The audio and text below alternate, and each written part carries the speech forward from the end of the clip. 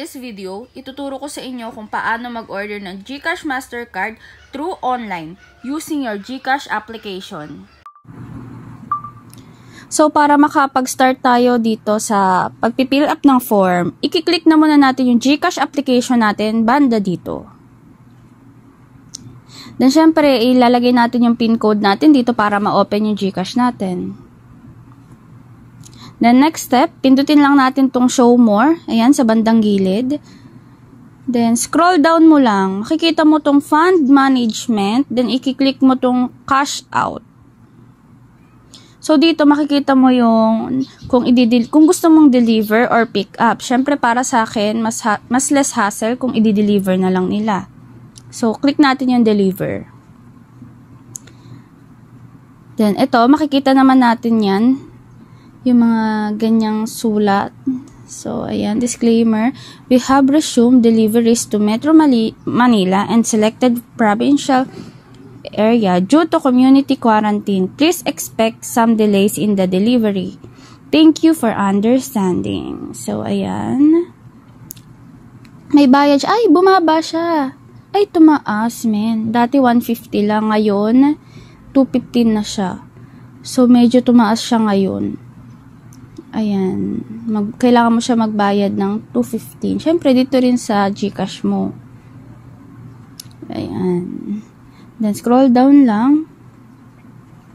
So, ayan. Hanggang, yung validity ng card, hanggang 2023 lang. So, mahaba na rin naman siya. So, dito, ito naman yung pipilapan natin. Yung mobile number mo, first name, last name. So, syempre, complete address and barangay, zip code, contact number. Para matawagan tayo ng mga courier na gagamitin ng GCash. So, then next, pipindutin na natin itong arrow sa baba. Ayan, yung kulay. So, pipindutin na natin yung arrow.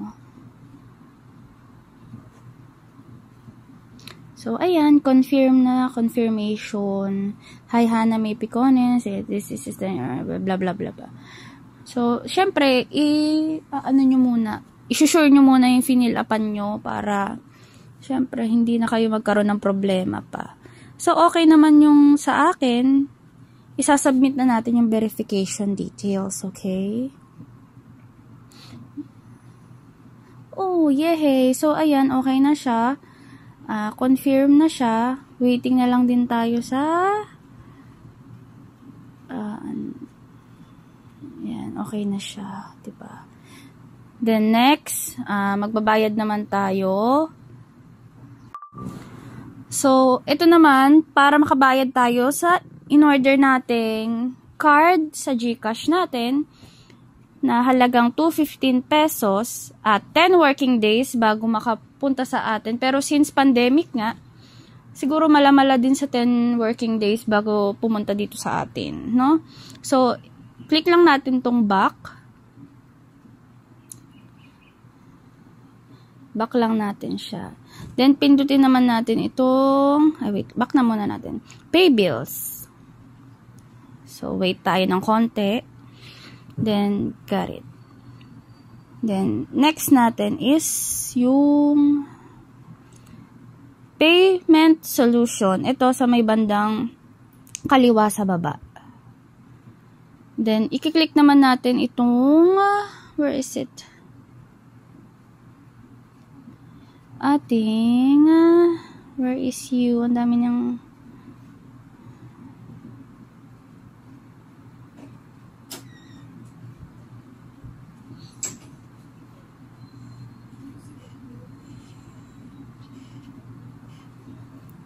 Mastercard.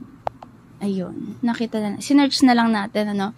So, ayan. I-click lang natin tong GCash Mastercard. So, ita-type lang natin dito yung mobile number natin. Type natin. 09.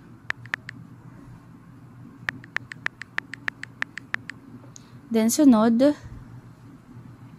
Yung amount na kung magkano ba siya. So, 215. Then, yung email natin.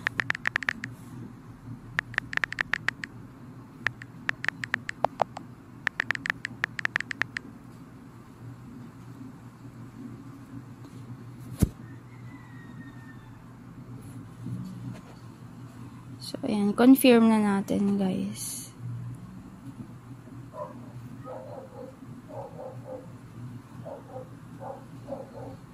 O, diba? Bayad na tayo. So, wait na lang din tayo na makarating sa atin yung GCash natin. So, ayun. Ganun lang siya kadali. At, kayang-kaya nyo yan kasi mas mainam na meron tayong GCash card para kapag gusto natin mag-cash out, kahit saan kang may ATM na bangko, pwede mong gawin. So, meron lang maliit na kaltas kada cash out mo doon. So, hindi ko lang sigurado kung magkano. So, ayun.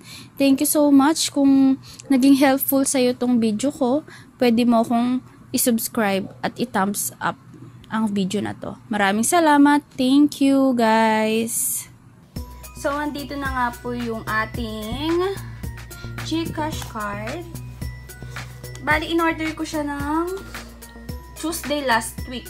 So, today is Monday. Inabot lang siya ng 6 days.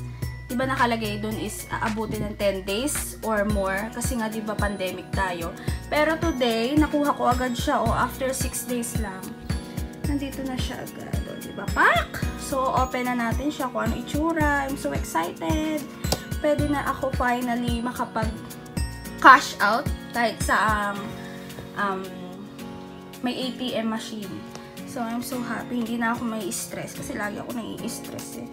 So, open na natin, no?